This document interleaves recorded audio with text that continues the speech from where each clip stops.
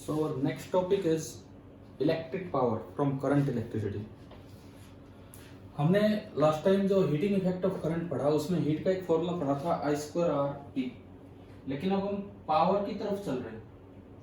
Electric power का क्या मतलब होता है कि जैसे ये कोई एक रजिस्टर है, रजिस्टेंस है आर, और ये हमने कोई सोर्स लगाया जिससे वोल्टेज आप दे रहे हैं वी, और जो करंट आएगा I that will be equal to V by are.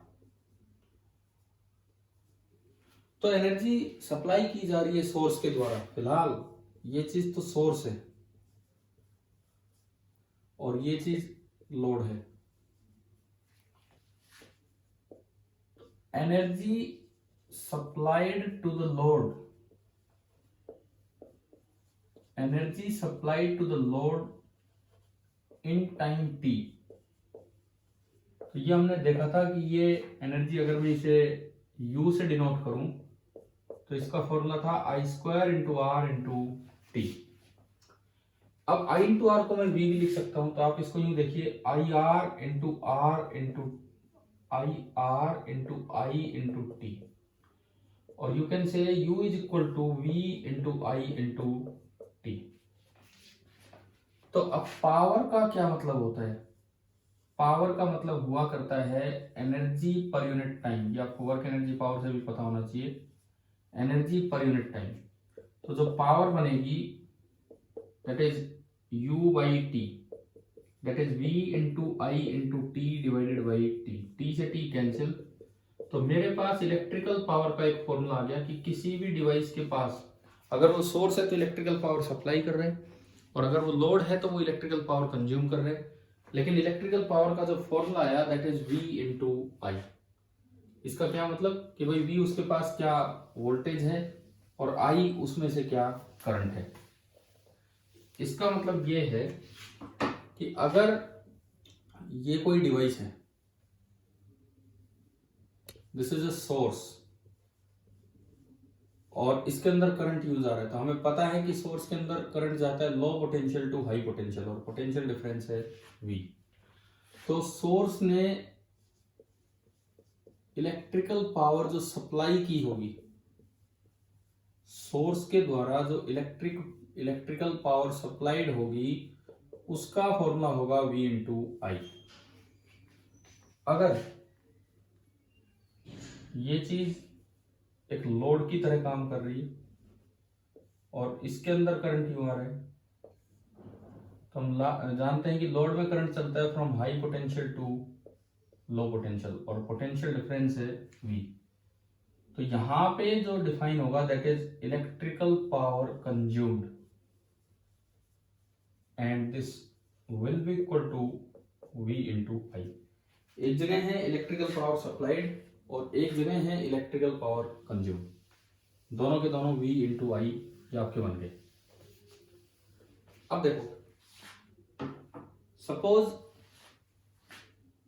ये कोई रजिस्टर है, ये हमेशा लोड की तरह काम करता है, करंट आ रहा है I और यहाँ पोटेंशियल डिफरेंस है V। तो जो पावर कंज्यूम्ड होगी, इसमें जो पावर कंज्यूम होगी, मेरा पहला फॉर्मूला बना V इंटू आई।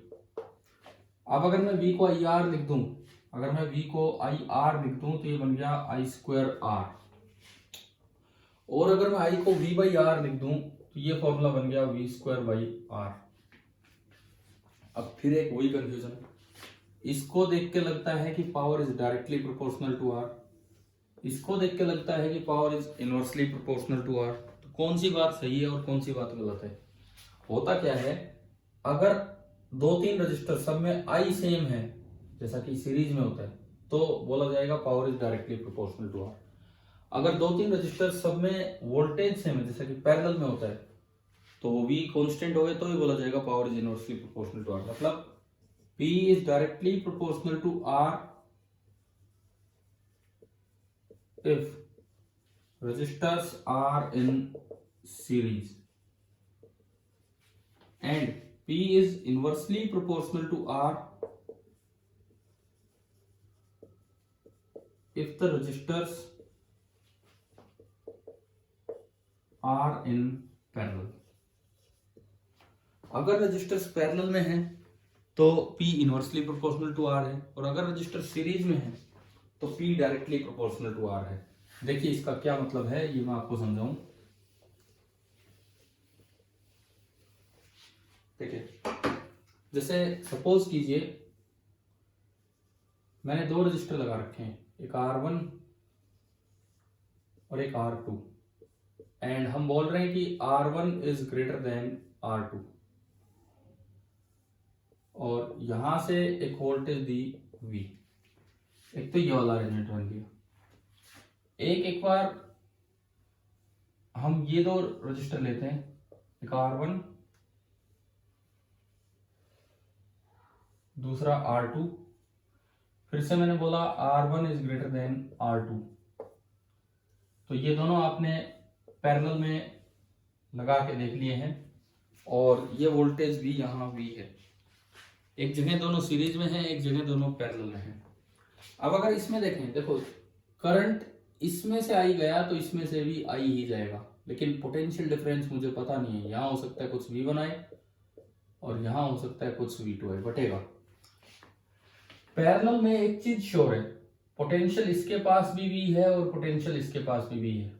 करंट का मुझे पता नहीं है, हो सकता है इसके पास I1 जाए और हो सकता है इसके पास I2 जाए। अब देखो पावर के तीन फॉर्मूले हमने पढ़े, V इंटू आई या I स्क्वायर R या V स्क्वायर बाई R, तीनों वैलिड है। मैं यहाँ दिखाता हूँ P1, पहले ने जो पावर कंज्यूम की, V इंटू आई का मतलब है V1 into I, I square R का मतलब है I स्क्वायर इंटू R1, और V स्क्वायर बाई R का मतलब है V1 स्क्वायर अपॉन R1। जहां जहां 1 लगाना है ध्यान से मैंने लगाया, I के साथ नहीं लगाया। सिमिलरली जो P2 आप निकालेंगे, V इंटू आई तो हो जाएगा V2 into I, I square R हो जाएगा I square into R2, and V square by R हो जाएगा V2 स्क्वायर बाई R2। मतलब तीनों फॉर्मूले वैलिड हैं, लेकिन अब जब आप कंपैरिजन करोगे P1 बाई P2, यहाँ तो R आ ही नहीं रहा, इसमें R है इसमें R है, आप सोचो कि आखिरी वाला यूज करो तो उससे V1 V2 कटेंगे नहीं, तो आप ये बोल नहीं पाओगे कि P1 by P2 is equal to R2 by R1, क्योंकि V अलग अलग है। लेकिन अगर आप ये बीच वाला यूज करेंगे, ये और ये, तो हम ये बोल पाएंगे कि P1 by P2 is equal to R1 by R2, यानी कि P is directly proportional to R। मतलब अगर R1 ज्यादा है तो P1 is greater than P2। R1 ज्यादा है तो इसका मतलब पहले ने ज्यादा पावर कंज्यूम की होगी और दूसरे ने कम पावर कंज्यूम की होगी। अब मैं आता हूं इधर, इस साइड भी मैं यही 3 बार फॉर्मूला लगाऊं, P1 V इंटू आई, तो V तो सेम है लेकिन I1, I स्क्वायर R तो I1 स्क्वायर R1, और V स्क्वायर बाई R में है V स्क्वायर बाई R1। आप ऊपर देख के मैं लिख रहा हूँ V2 P2 V into I2 या I2 स्क्वायर इंटू R2 या फिर V स्क्वायर बाई R2। अब अगर मैं P1 बाई P2 निकालूं इन टर्म्स ऑफ R, इसमें तो R ही नहीं है, इसमें कटेगा नहीं आई, तो आप ये बोल नहीं सकते हैं P1 by P2 is equal to R2 by R1 by R2, बोल नहीं पाएंगे। लेकिन जब आप आखिरी वाले का यूज करेंगे तो एक तो है V स्क्वायर बाई R1 और दूसरा रेसिप्रोकल लेके मल्टीप्लाई करें R1 by V square, V square से V स्क्वायर गया तो P1 by P2 is equal to R2 by R1, यानी कि P is inversely proportional to R, तो जो R कम है R2 तो P2 ज्यादा होगा, P2 is greater than P1। Power ज्यादा कंज्यूम करने का मतलब है कि वो ज्यादा रोशनी दे रहा होगा, अगर वो बल्ब है तो वो ज्यादा हीट दे रहा होगा, अगर वो हीटर है तो, मतलब जिस भी चीज में आप इलेक्ट्रिकल पावर को दूसरी फॉर्म में कन्वर्ट कर रहे हैं, एनर्जी को दूसरी फॉर्म में कन्वर्ट कर रहे हैं। तो पहली बात तो हमें ये पता लगा कि पावर की क्या फॉर्मूले हैं और कब power directly proportional to R है और कब power inversely proportional to R। मैं अगर पावर की यूनिट की बात करूं, अगर मैं पावर की यूनिट की बात करूं तो SI unit of electric power, SI unit of electric power this is energy upon time, तो जूल पर सेकंड, और एक जूल पर सेकंड को नया नाम दिया गया वॉट। पूरा लिखें तो स्मॉल लेटर से और सिंबल लिखें तो कैपिटल W। साइंटिस्ट का नाम था जेम्स वॉट, उनके नाम पे ये रखा गया। पूरा लिखना हो तो स्मॉल लेटर से लिखना होगा, और अगेन वही बात कि सिंबल लिखना हो तो आपको capital W। This is what. अब आप ये देखो, पावर का एक फॉर्मूला है V इंटू आई, एक फॉर्मूला है आई स्क्वायर इंटू आर, एक फॉर्मूला है वी स्क्वायर बाई आर। इसका मतलब एक वोट के अलग अलग तरीके देखिए। पहला तो यही रहा, एक वोट है 1 joule per second. 1 volt is also equal to 1 V का सिंबल नहीं, मैं नाम लिख देता हूँ, कंफ्यूज ना, वोल्ट, एंड आई के लिए ampere. This is also equal to 1 volt ampere.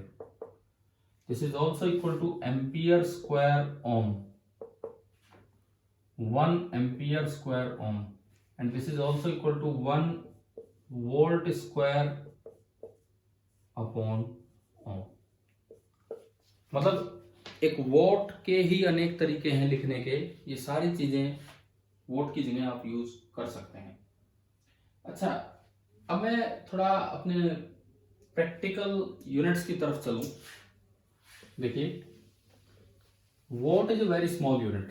जो हम बिजली कंज्यूम करते हैं, जो हमारे घर में मीटर लगा होता है, तो एनर्जी मीटर होता है, पावर मीटर नहीं, वो एनर्जी मीटर होता है। जो यूनिट ऑफ एनर्जी होगी, unit of energy 1 joule, that is equal to 1 watt into second, क्योंकि वॉट होता है जूल पर सेकेंड। अब हमारी जो commercial unit of electrical energy है, commercial unit of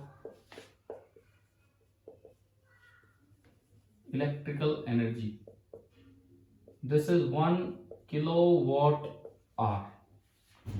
This is 1 kilowatt hour. 1 kilo small k w space h. 1 kilowatt hour is the commercial unit of energy. It is also called 1 unit of electricity. Simply अगर कहीं unit of electricity word use किया है तो that is 1 kilowatt hour. It is also called 1 board of trade unit. कैसे energy है मैं आपको दिखाता हूं, कैसे एनर्जी की ही यूनिट है। 1 किलोवाट आवर, किलोवाट का मतलब है 10⁻³ वॉट आवर। अब वॉट को मैं लिख सकता हूं जूल पर सेकंड, और 1 घंटे में होते हैं 3600 सेकंड। सेकंड से सेकंड गया तो 36 0 0 और 3 0, ये यानी कि जो एक यूनिट है हमारी बिजली की, जो एक यूनिट है उसमें हो गए 36 के आगे 1 2 3 4 5 जूल। इकाई, दहाई, सैकड़ा, हजार, 10,000, लाख, 10 लाख, 36 लाख, 36 लाख जूल। आप इसको यूं भी लिख सकते हैं 3.6 into 10⁻6 joule.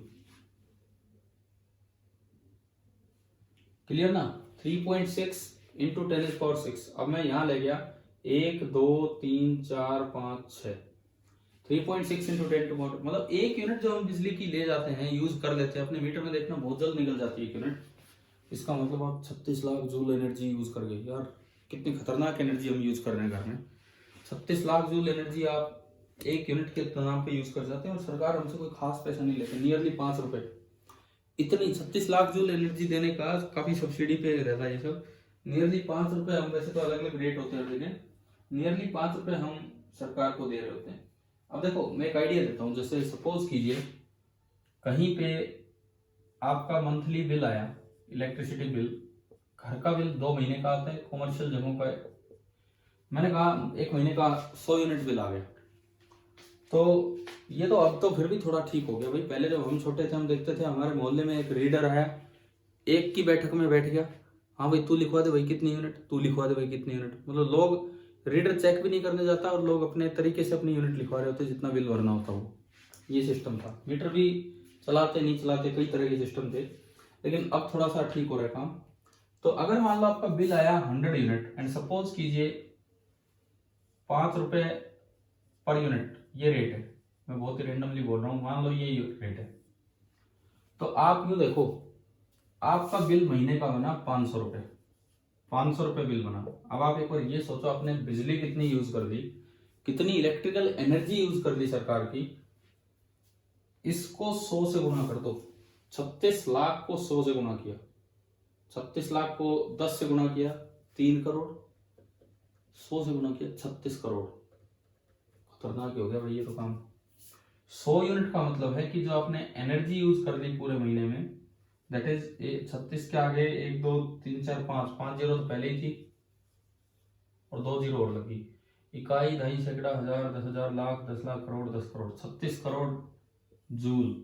36 crore joule energy आप यूज करिए अगर आप केवल 100 यूनिट, और 100 यूनिट तो मैंने बहुत कम बोला है, अक्सर इससे ज्यादा ही बिल आता है। कम से कम अपने घर पे आज पूछना कि आपके घर की लगभग यूनिट कंजप्शन क्या है, वो यूनिट का मतलब होगा 1 किलोवाट आवर, ये कॉमर्शियल यूनिट होती है। आप जैसे बुक में से मैं कोई क्वेश्चन लेता हूँ, आपकी एनसीईआरटी टेक्स्ट बुक, जस्ट इस यूनिट्स को समझाने के लिए कि यूनिट ऑफ एनर्जी का मतलब क्या है।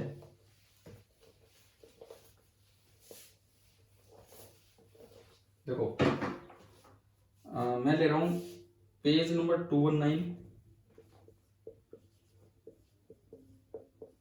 NCERT class 9th, class 10th, NCERT class 10th, इसकी हम बात कर रहे हैं।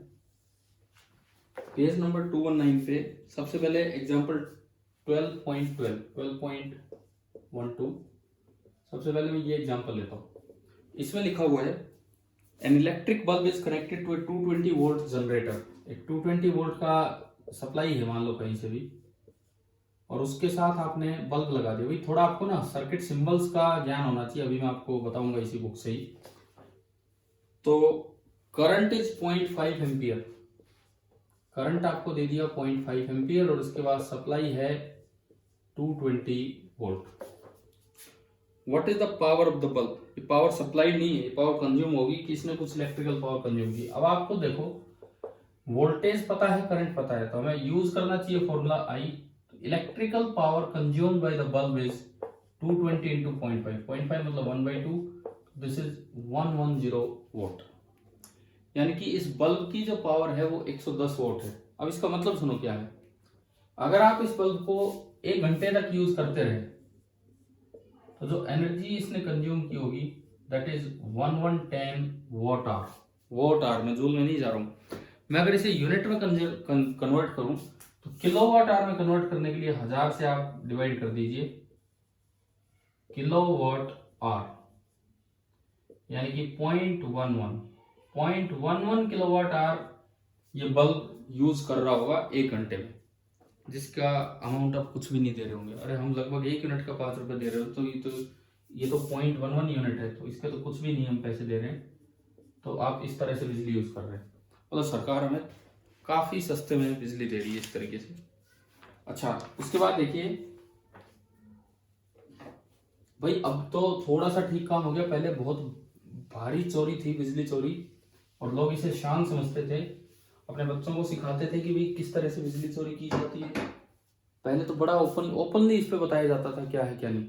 अब भी बहुत होता है। मैं इवन अगर हमारे इधर भी देखता हूँ, जाके दूध लेने जाते हैं तो लोग डायरेक्ट वायर्स पे अपने वायर कनेक्ट कर रहे होते हैं, वो बिजली चोरी ही है। अब गर्मी आ गई, कोई एसी चला रहा है, कुछ और हो रहा है, मतलब हो सकता है शहरों में ना हो रहा हो, लेकिन गाँव में अभी भी ये चीज़ है जो नहीं होनी चाहिए। आप अगर आपके घर में ऐसा होता है तो एटलीस्ट ये नहीं होना चाहिए, मतलब बाकी तो देखा जाएगा आगे जो भी है। देखिए मैं बताऊं तो मैंने बचपन में देखा है, इवन हमारे घर में भी मैंने देखा है कि बचपन में इस तरह के काम होते थे, बट बाद में जैसे जैसे हम बड़े हुए तो ये चीज़ें बंद हुई फिर धीरे धीरे। देखिए पहले किसी को बुरा ही नहीं लगता था इस तरह का काम करना, सोचते थे तो सभी कर रहे हैं। एग्जाम्पल 12.13, अगला एग्जाम्पल मैं ले रहा हूं 12.13। ये देखते हैं, an electric refrigerator rated 400 vote operates 8 hours per day. 400 vote उसकी पावर है और वो 8 घंटे पर डे, एक दिन में 8 घंटे वो रेफ्रिजरेटर काम कर रहे हैं।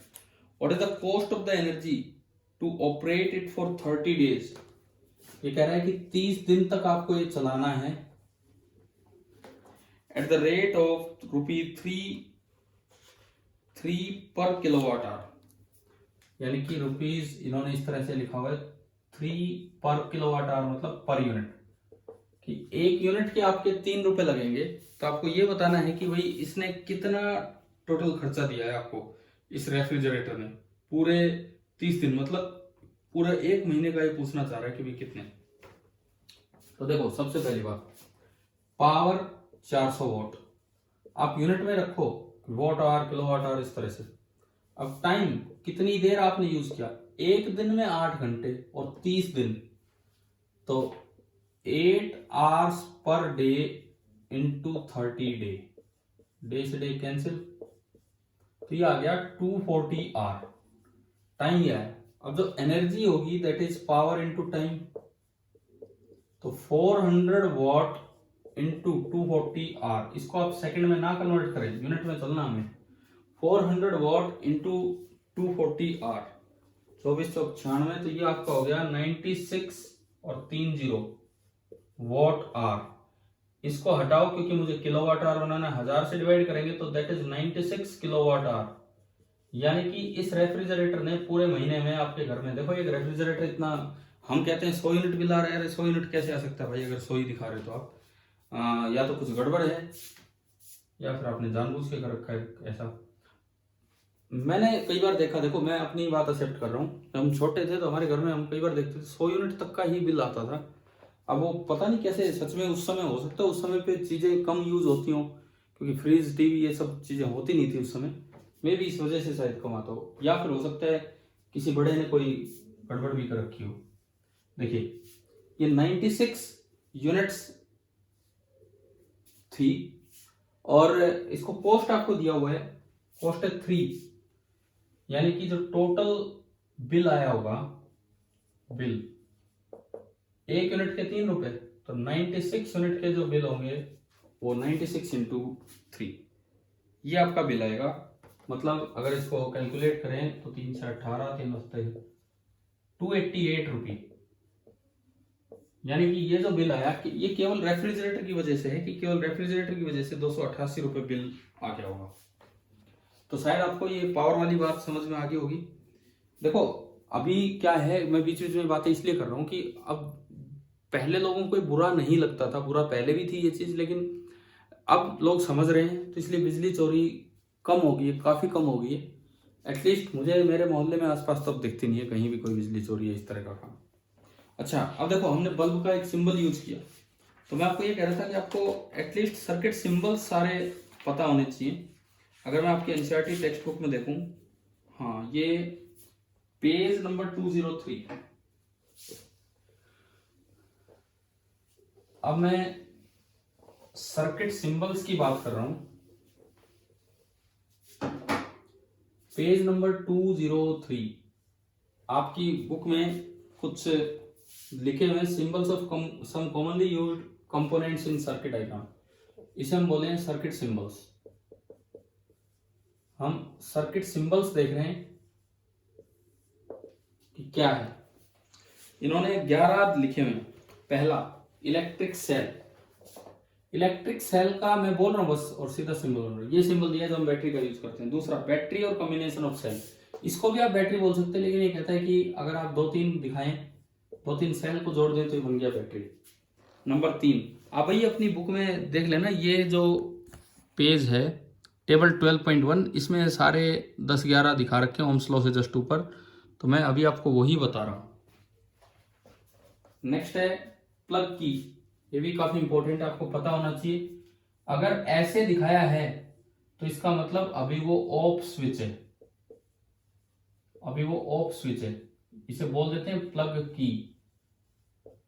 हम दिखाते ऐसे भी थे स्विच को तो, लेकिन ये की अलग तरीके से होती है। और अगर उसमें डॉट लगा रखा है तो इसका मतलब सर्किट कंप्लीट है, करंट फ्लो कर रहा होगा। अगर कहीं सोर्स है तो इसमें करंट फ्लो नहीं करेगा। ये ऑन स्विच है, हम इसको स्विच में ऐसे कनेक्ट करके दिखा देते थे आगे, ये था। तो प्लग की ओपन एंड प्लग की क्लोज, ये दोनों इन्होंने दिखाए।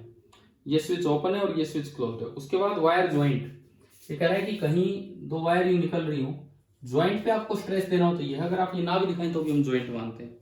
अगला कहता है वायर क्रॉसिंग विदाउट ज्वाइनिंग, हाँ ये हमें पता होना चाहिए कि अगर कहीं भी किसी सर्किट में इस तरह से किया हुआ है, इसका मतलब ये टच नहीं हो रही इलेक्ट्रिकली, एक दूसरे से ऊपर निकल रही। इलेक्ट्रिक बल्ब मैंने अभी बनाया था थोड़ी देर पहले पिछले में, वो है। रजिस्टर आप सभी जानते हैं। वेरिएबल रजिस्टर और रियोस्टेट, अगर मैं किसी रजिस्टर पे इस तरह का एरो लगा दूं या इस तरह से बना दूं तो इसे बोलते हैं वेरिएबल रजिस्टर या रियोस्टेट। रियोस्टेट आप जब स्कूल आएंगे तो लैब में आपको दिखाएंगे क्या होता है। नेक्स्ट है एमीटर और वोल्टमीटर, वो हमें पता ही है। एमीटर में ए लिखा होगा, वोल्टमीटर में वी लिखा होगा। इसमें प्लस माइनस होते हैं, इस तरह होते हैं कि एमीटर में टर्मिनल्स होते हैं, ये रेड और ब्लैक, ये भी रेड और ब्लैक, कि एमीटर में इस तरह से कनेक्शन करो कि बाहर से करंट इधर से एंटर करे और इधर से निकले, क्योंकि एमीटर का जो जीरो मार्क है वो एक एंड पे होता है। अगर करंट इधर से आएगा तो ही ये कुछ डिफ्लेक्शन दिखाएगा, अगर करंट उधर से आया तो इधर ही टर यूं रह जाएगा, मतलब कहाँ जाएगी ये निडल, जब एक साइड पड़ी है उधर ही और आप फोर्स लगा रहे तो हो नहीं पाएगा। ऐसे ही वोल्टमीटर में भी निडल साइड में है, अगर आप डिफ्लेक्शन चाहते हैं तो इधर बाहर का हाई पोटेंशियल एंड लगाएं जो आप मेजर करना चाह रहे हो, और इधर लो पोटेंशियल। ये कुछ एक्सपेरिमेंटल बातें हैं जो हम स्कूल लैब में आपको सिखाएंगे। तो 11 सिंबल्स हैं, ये आपको ये सिंबल्स भी आपके आने चाहिए। अब हमारा टारगेट क्या है, कल परसों आपका टेस्ट है, तो कल हम 9th का वो वर्क एंड एनर्जी और 10th का इलेक्ट्रिसिटी, ये दोनों चैप्टर्स अपने एनसीईआरटी बुक से एक एक चीज हम कंप्लीट कर लें। आप तब तक अपना पूरा ट्राई करके रखिए, सोल्ड एग्जाम्पल, एक्सरसाइज, सब कुछ ठीक है। और भी कोई डाउट्स है तो आप भेजते रहे, मैं आपको इसमें बताता रहूंगा क्या है क्या नहीं। Thank you.